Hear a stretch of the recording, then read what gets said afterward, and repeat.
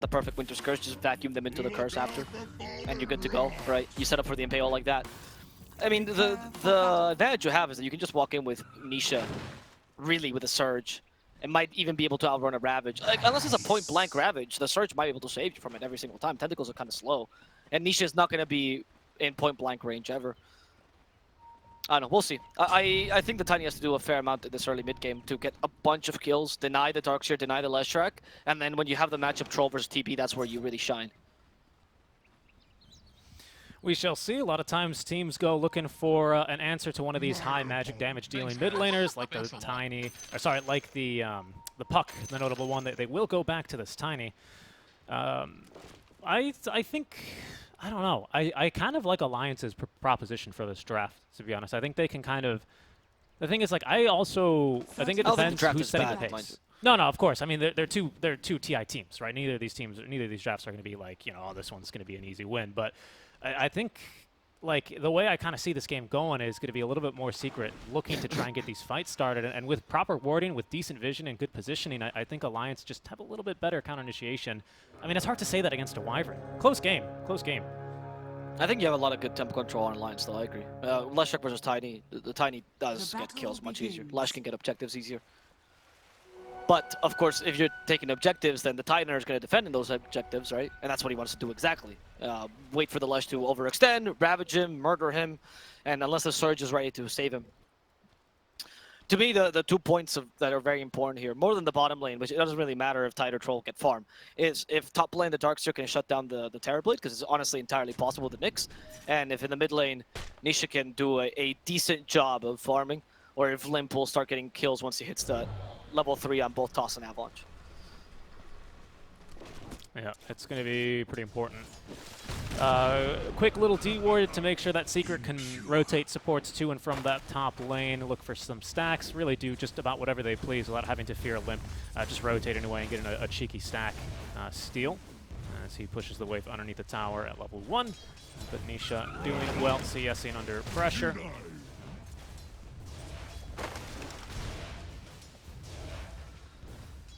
Yeah, as a Lush, you don't struggle as much lasting under tower as long as you use that Lightning Storm, as Nisha has done a bit. So, out of all the range tiers lasting under tower, I think you're kind of okay at doing so. Early levels, you're going to lose against the Tiny, though, because of the attack damage alone.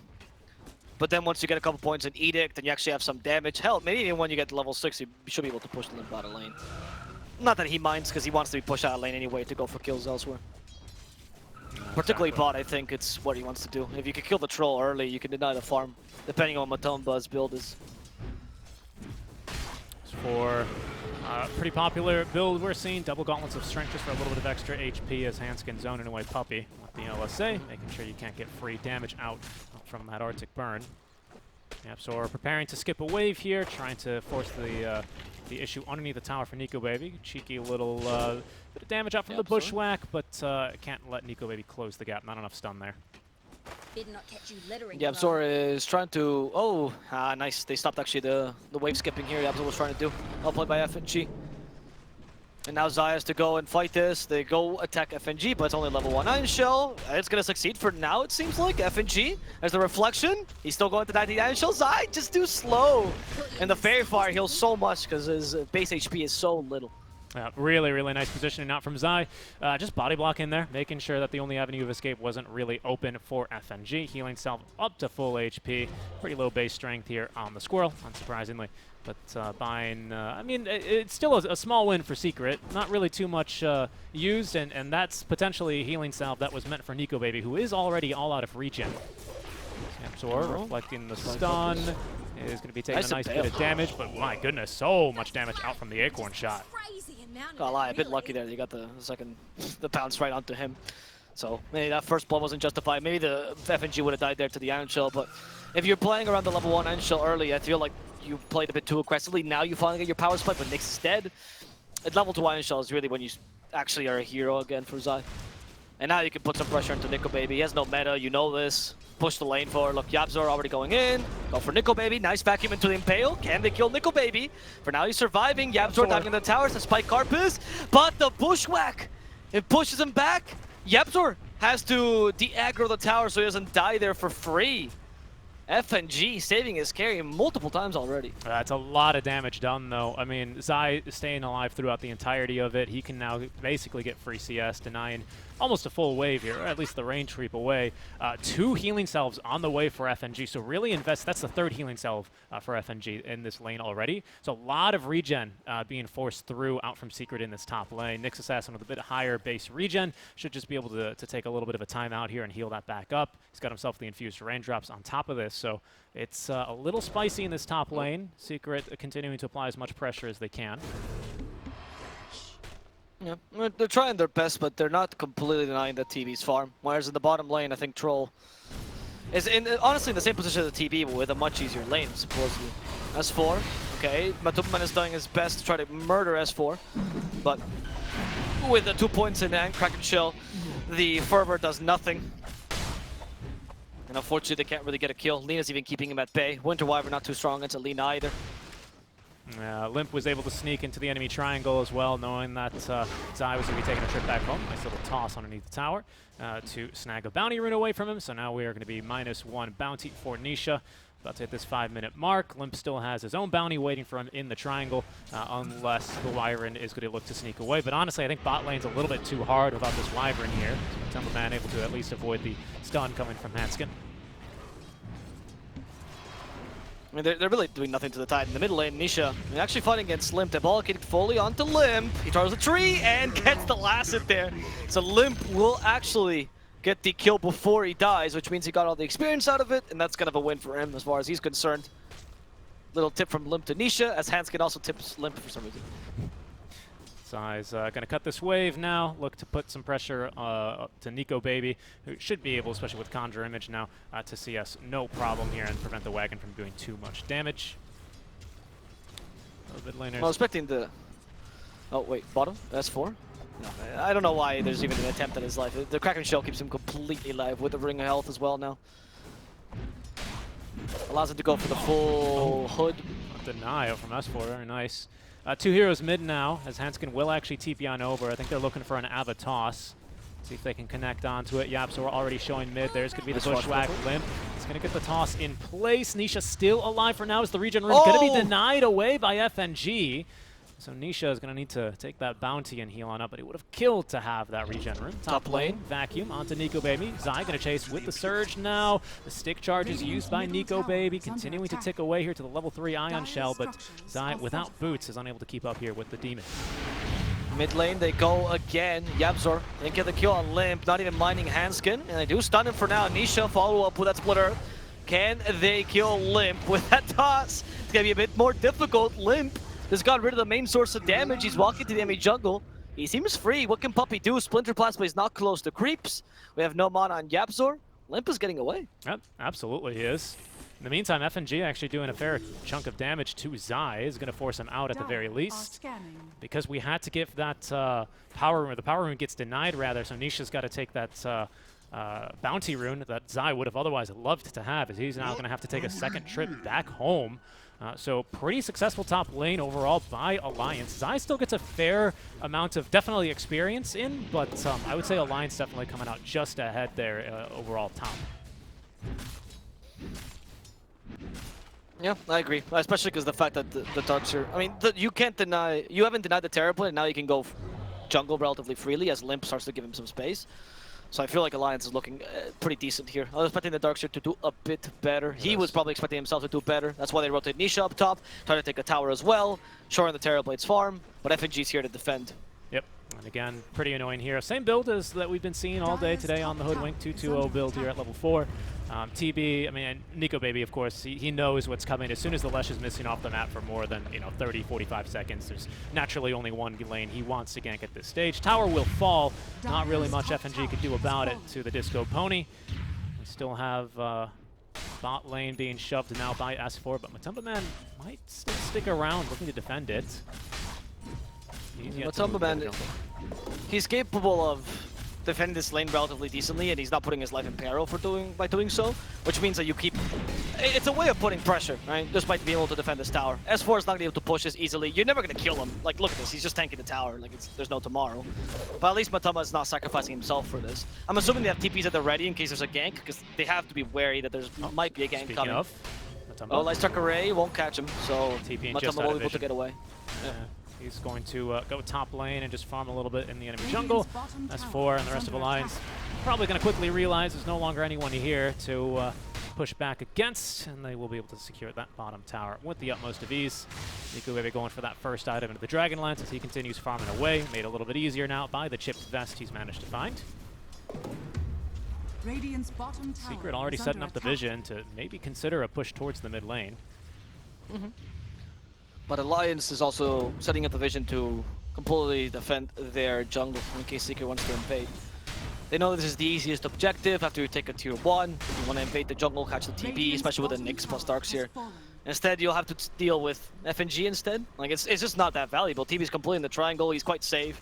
You have some really good defensive wards. Actually, not just defensive wards, but rotational wards from Alliance to make sure that Secret doesn't have any, or can't use any surprises. The only surprise I would say at this stage is going to be this ward that Secret to put down in the enemy secret shop. Of course, this is an awkward spot to ward now, especially because they got rid of the very, very OP ward spot next to the tier 1s that used to be here in previous patches with the map change. So just, Secret realizing that some vision there would be nice. It's a really awkward spot to just walk up on. The secret shops are the only places on the map where you have to walk up kind of like 2 steps at once of 2 levels of terrain. So you can kind of get flanked from 2 directions here. Really, really dangerous spot to push, other than the stairwells up to Roshan. So that's where you never want to be pushing against a Wyvern without any vision, for example. No, Bushwhack for Zai. They set up the Sharpshooter, and it's going to be the neutral creep. FNG is like, Helper smashes it in this tournament. What is this? What is this theft? They're not. They're not in the tournament, nor are they in TI yet. But they will be playing in the qualifiers later on. They will be. That is very unfortunate. That must feel bad for FNG. Like, he does all the work. That Helper Smasher role-playing as a carry. Down he goes. Pretty calm game. Both teams, very willing to propose and then quickly accept the kind of jungle swap. I would say really, everyone respecting the boundaries, not really going too far, not really making any aggressive movements. Nisha is going to finish off now the Hooded Defiance, so it looks like he will be going for that Eternal Shroud build. We've got level 6, now level 7 on the Wyvern. Handskin going for the mana boots early on, probably will disassemble them at some stage for the Aether Lens. Everyone just continuing to farm. When's our first go item here? Even though Hooded Defiance for S4, of course, versus the Leshrac. It's going to feel real good. I feel like the first go item comes on the Blink Dagger on Tiny. I think that's when Alliance start point. Probably put the pressure up, right? Like you don't really need to do much right now, because all you need to do is put the Tidehunter wherever they're looking to push, and you keep the map under your control. That's why these wards are relatively defensive, with only one somewhat offensive ward in the bottom lane to eventually get kills with the Tiny. And the secret side, because the enemy team has Tide, you're like, well, top lane. They're really at point by Tiny, up top. They go, Sharpshooter with a pushback. He's stuck up there, and he's going to die finally. That was a weird interaction. FNG, he has a scurry, goes through the trees, TPs. Oh no, the Helper Smasher again! This time he's not going to get the kill. It's going to be Nisha who steals with the Split Earth. Mid lane, there's YapzOr. Oh, I thought that they were actively fighting. YapzOr, though, looking to set up for the kill here. He's got maxed Impale, wants Handskin, a bit of an easier kill here as S4 looking to zone away Puppey. There's going to be the break-in, the stun. Sorry, the Vendetta no longer breaking, of course, but enough damage regardless for Ntumba Man to easily snipe that kill. Oh. Ntumba could farm up the Fervor stacks here. There's the Winter's Curse onto S4, another slow. Quickly getting through that Hooded Defiance at the very least, but the toss is defensive back up to the high ground. Ntumba still eager to chase for more. Nisha as well, considering going underneath the tier 1 tower. Thought about throwing the Split Earth, but out of vision as the vac wall is unable to find anyone. Ntumba was like checking his computer there while he's hitting the tides. Where's my damage? Did it disappear? What, am I bugged? Why am I not hitting him? But the only way you can actually get damage on the tide right now is literally with the javelin hits. He just tanks the rest of it. Heals back up thanks to the hood. Now even has a medallion. Yeah, this tide worked out nicely against the Troll. It really did. I don't think Matumba's too upset about it. Of course, just kind of choosing to farm, but it's hard to match just the tempo and the farm that Nigma is already setting here. He's sitting already with the full Dragonlance. Almost the Yasha finished up as well. It should be on the way shortly. And here's our go item now. 3 kills apiece as Bushwhack Look at that. was meant to bait out YapzOr's spiked Carapace. FNG is so good, he missed it on purpose. I think he did. I think he genuinely did. Otherwise, Nisha would have zoomed in for the kill right there. What a god. I mean, I don't think you missed that, honestly. That was like way off. You can actually tell where the Bushwhack is aiming more or less by where it stops. And FNG too good. FNG too good. Oh, honestly. This is though when FNG's like watching the replay, he's like, what do these casters talk about? I'm just bad. Like, why do they give me so much credit? Oh, what is his build this game, by the way? I see a Void Stone. I have no clue what that. It's just a lonely Void Stone. He's not going for the typical medallion. Put the smoke gank onto Zai. This is the Blink Dagger reveal into the Bushwhack. Sharpshooter unnecessary. Even Nico Baby joining the fun there in case he was needed.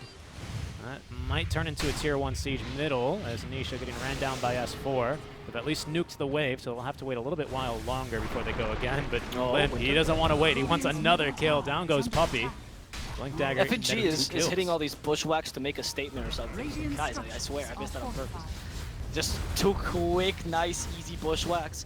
Hit the level 8, max level Bushwhack. Level 10 is a big level as well for Hoodwink as she reduces the cooldown slightly. By far her most OP ability. This ability is insane, honestly.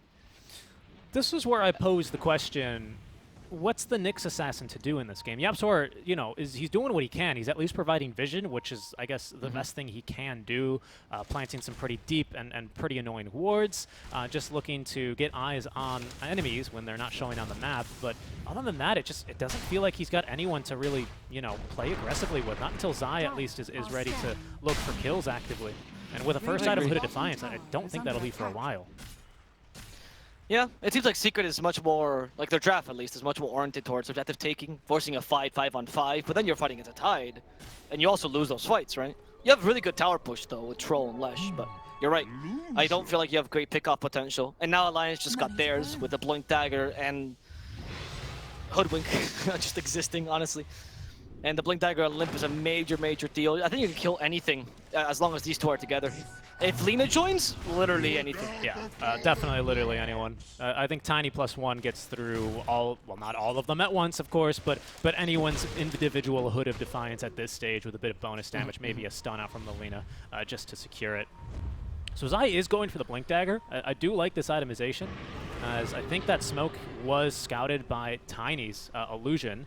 FNG leading them uphill here, Limp behind, ready to go with the Blink Dagger. The Acorn Tree is not going to get a Bushwhack to follow up. No, that was an Acorn shot. So the tree that you actually plant gives you a little bit of vision. I think he was checking. Because it's nighttime, right? So he has less vision. So you check a bit if there's any enemies behind it. Oh, yeah, so breaking smokes. Limp wants nothing to do with this. They'll blink away. Of course, they don't have a tier 1 tower, so they couldn't reinforce if they needed to. That's a nice grab, though. Bottled regen rune as YapzOr scouted underneath that or sentry in the river. Yule Scepter's on the way for Nisha. Did we smoke on this? Is this go time? I think so. It's already there, so yeah. I mean, you just smoked and it was unsuccessful. The problem is you don't have enough map control to smoke appropriately, right? Because the mid lane is pushed in favor of Alliance, so they should be able to smell smoke. You need to push out this mid lane first if you want to be able to smoke up. Otherwise, it's too obvious. And in the meantime, Alliance got their eyes set on this bottom tier 2 tower with a 50-minute wagon still here. They're even going to bump it with the Solar Crest. Get rid of that Ion Shell creep and go to town. Radiant structures are fortified. And even aggressively fortify the wave here, looking to force the issue. Secret, don't think they could really look to oblige them at this stage. Zai's at least going to put down the Ion Shell, but it's onto a creep that can be denied and was even being hit by the tower. At least he's able to dispatch with the creep wave. Puppy is going to meander his way on over. The Observer Ward at least is able to scout a couple more heroes. S4 is just doing the tanky job, right? If they go on him, just ravage him. There's the TP coming. Okay, they're going for S4. Ravage is still available. Seems like Troll's TPing in quite aggressively. Matumba, this time he knows he can hit S4 as Maelstrom this time up behind.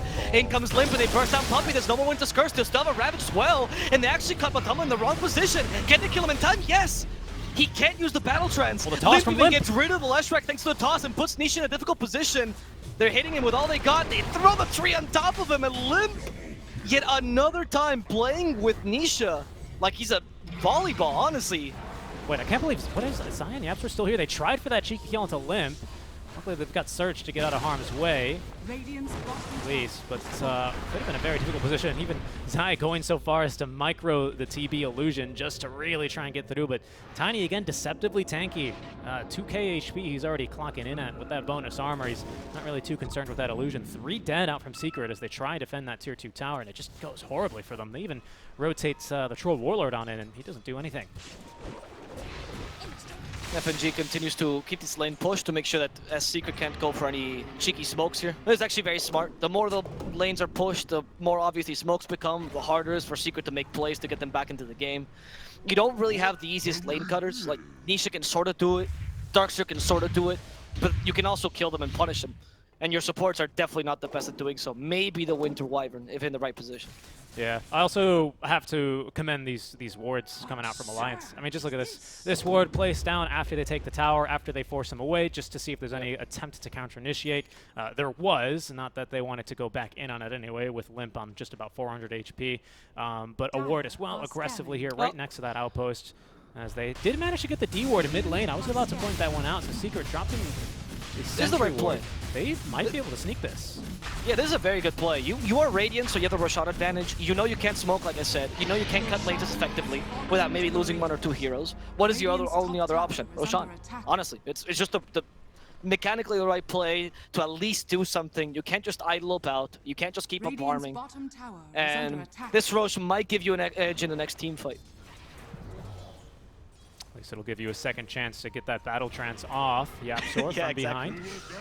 Might be able to get a good jump here. The double impale. There's a Winter's Curse coming if they need it, but the back wall, okay, they will throw the curse just to be able to set up for these kills. S4 is currently being harassed as well from behind by the Leshrac, but we'll ride on board here with Limp currently as it looks like they might be able to take him down. Laguna Blade, though, utilized onto Nisha as Nico Baby showing up with a bit of extra damage. There's the Cold Embrace, but cleaved through with the Dragon Slave out from Handskin.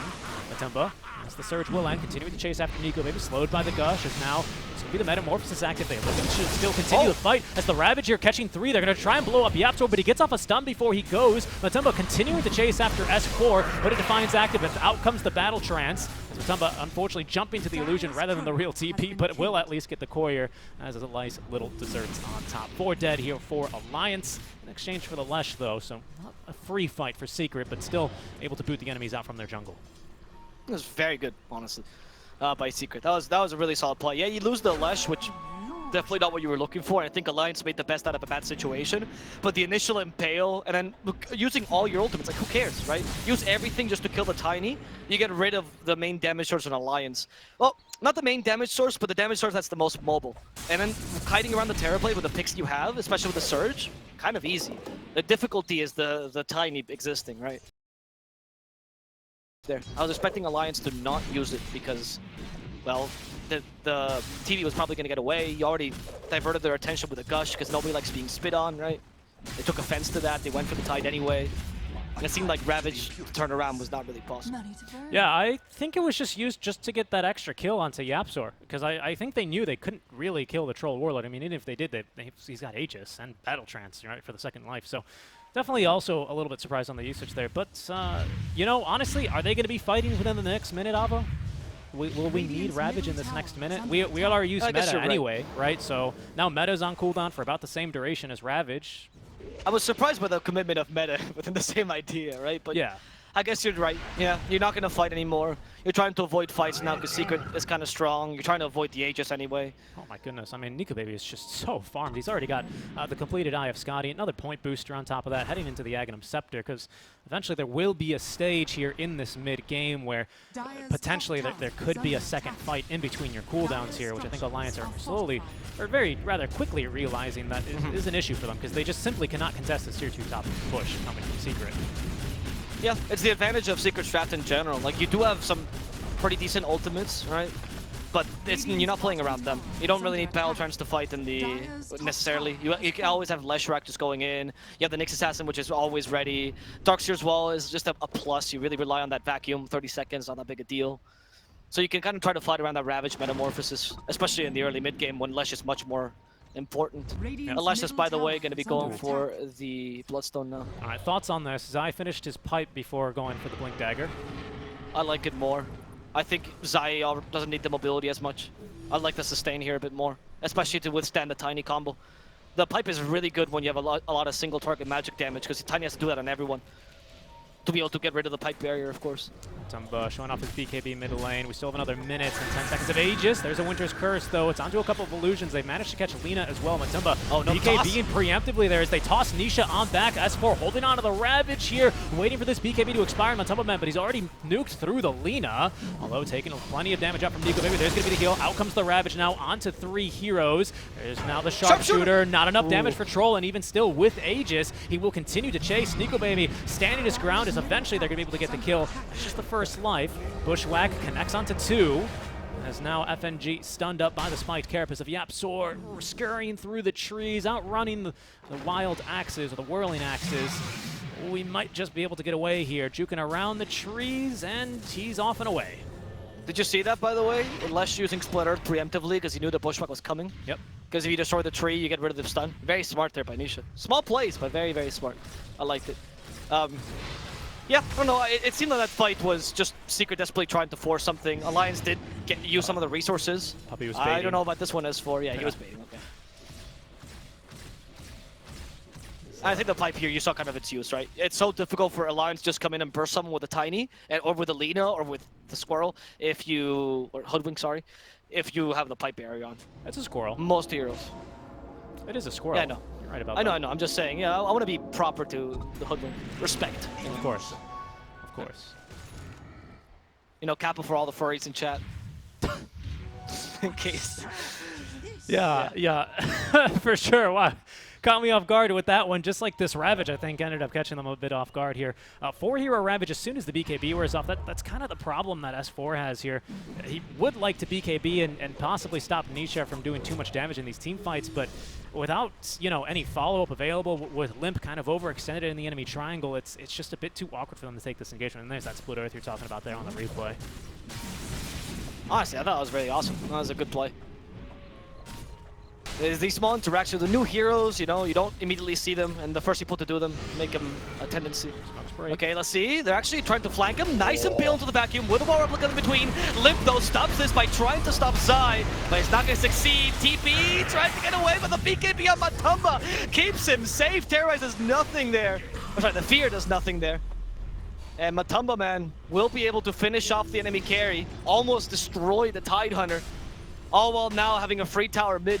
Yeah, I mean, you're still right. I mean, BKB was crucial there. Couldn't sunder anyone but S4, pardon me. He was the only viable target he had. But S4 had just about as much HP as he did. So they did do a little swapperoonie, but didn't really work out in his favor. And, of course, Matumba with the BKB already active and the battle trance quickly and easily able to get that kill. Great wraparound out from YapzOr inside to connect there.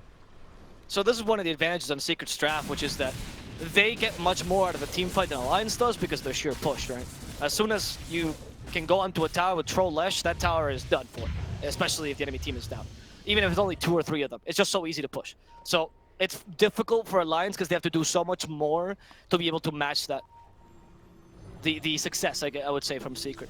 That's why their team fight needs to be superior. That's why these Ravages need to be on point. That's why they can't really mess up here.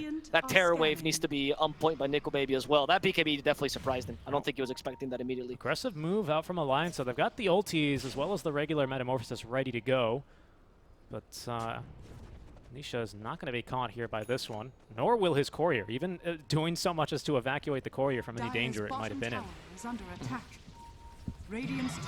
Alliance trying to do the same by expanding the map a bit. You take a tier 1, you can at least go into the enemy triangle a bit, force an engagement this way, take advantage of your Tiny. Setting up an aggressive ward here as well, watching over the enemy triangle, but Secret, I know that area has been accessed by enemies, and they know they can't trust just walking on through there to look for any fights. Wards as well in the mid lane here, currently still standing for Alliance. So moving across the map without a smoke is a very difficult ask right now for the likes of Secret, which would explain why they're just chilling out by the trees. But Tumba split pushing down bottom, gets at least rid of the tower in exchange for the loss of their own offlane tier 1. Where's the classic new official phrase? Reason for the pods? I believe new official is our A-stream admin. Shoutouts to him, of course. Shoutouts to him. I think that should be in the chat wheel. Reasons for the pause. In fact, I would actually use it a bunch. Door. Okay. Classic Dota pause reason. Door. Door.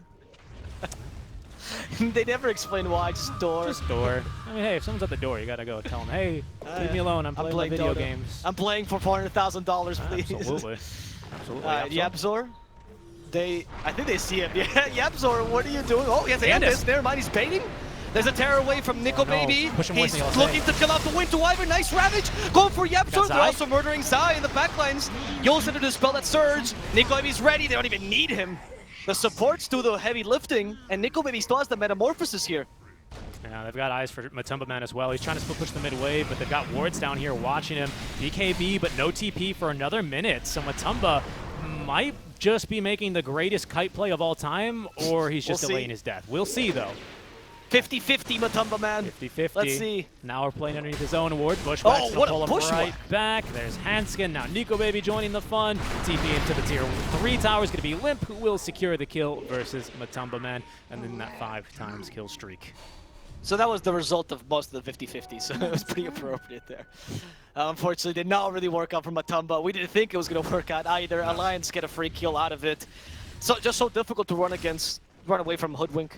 Honestly, Bushwhack, so strong. I honestly cannot reiterate it enough. This Squirrel got completely forgotten by most regions except for America. And the American teams, and I mean both North and South America, started abusing her. And people were like, wow, she's very strong. Strong hero, man. Very, very annoying. One of these obnoxious heroes, much like the Ench, you know, who can kind of do as they please. The Sword Man paying off. Puppey in a lot of trouble. He's got the self-heal. He's going to try and use it. First, the curse is going to come down onto the TB. Sets up for the wall of Replica as well. But Limp dying to the illusion. No, gets away on 60 HP. Zai now stuck in an awkward spot as S4 instead looks for Nisha. Sharpshooters, not enough damage, but the TB illusions doing the work. Nico Baby ended up with 2 kills in that engagement. LSA is going to connect, but Yapzor gets off the Carapace just beforehand. There's going to be the toss, which actually tosses back the Zai illusions. Still doing a bit of damage, but Yapzor unable to escape the wrath of Nico Baby, who's just got way too much damage, way too much slow as well with the Eye of Scotty, and a ton of attack range with the Dragon Lance. Limp is really just playing like an organization game where every time you see someone that's like trying to run away, but he had an illusion or a hero, he just tosses them back into the team fight. You know, like he's cleaning up his toys here. He got away there because of an illusion, an Invis rune that he had in his bottle, saved up for these kind of situations. Yeah, on point, Limp. I was not expecting that at all. And I was thinking, where did he get invisibility from? Does anyone have a Glimmer Cape? No, Limp just had it prepared. That's why they actually could go into the Emmy Triangle, because the Invis room, because he knew he could actually walk in and get safely out, because they already had ward and some nice vision over the area, so they were kind of safe in terms of using invisibility. I'm a bit surprised that playing Secret a really good game. decided to engage in a fight there. I thought that was just a let Puppey die moment and get back. You know, he was going in, I can only imagine, for the D ward. You know, after his Trolls dies all the way next to tier 3 towers with 5 enemies showing, that's a pretty good time to D ward your triangle. But it just kind of ends up becoming this whole thing that I don't think Secret meant to really get involved with. Especially dropping Vac Wall means even if Darkseer lives, you have no hope of really contesting any next objectives, which of course was second Rosh. And we all know how impactful this second Roshan can be. Zai, I don't know, can they see him? Oh, they just caught him with the illusion. Blinks out, though. Not in time. Limp, by the way, picking up the tree grab shard Hanskin and the cheese. Oh, wow. Matumba kind of angry. Didn't get a single ensnare. I think he got 5 hits there, if I could hear correctly. What is his 20% chance? Checking his math. Good Baby deciding that he wants now the Eye of Scotty in the first slot and the Eye Acceptor in the last one for some reason. Switching them around. Alliance seem to be pretty much in control of this game now, map control as well. I mean, Secret's doing the right job of completely swapping how the map is usually played. Because they see Alliance dominate the triangle, so they just have to go into the bottom lane, which usually would be considered the dead lane, not anymore, because of where the whole of Alliance is sitting. But this also allows Alliance to just go to the high ground, like why not? Oh, vacuum. They had a 4-staff ready. He's prepared. Nico maybe even built a Hurricane Pike, acknowledging the strength of the vacuum wall. Yeah, that's can be a real killer. Secret, they're going to go after him, though. They're going to smoke on up and see what they can find. Really, really great hold, though, from Alliance. They know Secret very well. They know that they know they need to get something out from this one. And Secret instead, they'll head bottom, where they do see Alina underneath a ward that they've dropped here not too long ago. Lots of heroes missing on the map, though, so Hanskin very quickly just looking to run away. BOTs, by the way, on the Lina, just needing someone to be able to push these lanes back and establish equilibrium, thanks to the antics of the Lesh, and also at this stage of the game that Matumba is forced to just split push as much as they can. Yeah, it's not a bad choice as well where you have no target stuns on the secret side, right? You can actually literally outrun Impale, quite literally outrun the Vacuum, unless you get the combo off, of course. So, real quick, by the way, the last fight, which was kind of just Alliance sending Secret back to the Fountain, was actually Nisha's Bloodstone, like first fight with Bloodstone. So we had already lost the 3 charges, toss from Limp. It's going to be onto Yapso, who does manage to stun quite a few people with the Carapace, proccing the Andis now. Is Limp holding them back, sucked back by the Vacuum of the side. Sharpshooter will secure the kill onto Yapso. Nikulevi thinking about going for more as Nisha gets the Invis rune active, but they've got a Gem of True Sight on S4. There's now Daedalus finished up and flying the way towards Nico Baby. Dire's bottom tower has fallen. Alright, time to go for the tower here. The Bushwhack does catch up on Lyshrek though. Send him back. There's the Ravage. Nisha can't go back to his teammates. He's going to fall. Yet again, Pumpy also in a difficult position, killed by a single hit there from Nico Baby. Daedalus crit will do the trick. Azai is hoping for the combo. There was no Nyx to follow up though. Nico Baby actually sunders Nisha. Thank you for the free life, says Nico Baby. As he walks back in, he wants to kill Puppy on top of that. Terror Wave activated. That's going to be Puppy dying. GG. Secret wants no more of this match. Terror played too strong. Alliance will win game number 1. Yeah, really, really nice job out from Alliance. Kind of just, again, a slow game between two teams, I should say, that have met before. I think 2 of the bigger teams in Dota right now, at least in the Western European region, that definitely have clearly studied each other's playstyle. I think, regrettably for Secret, despite open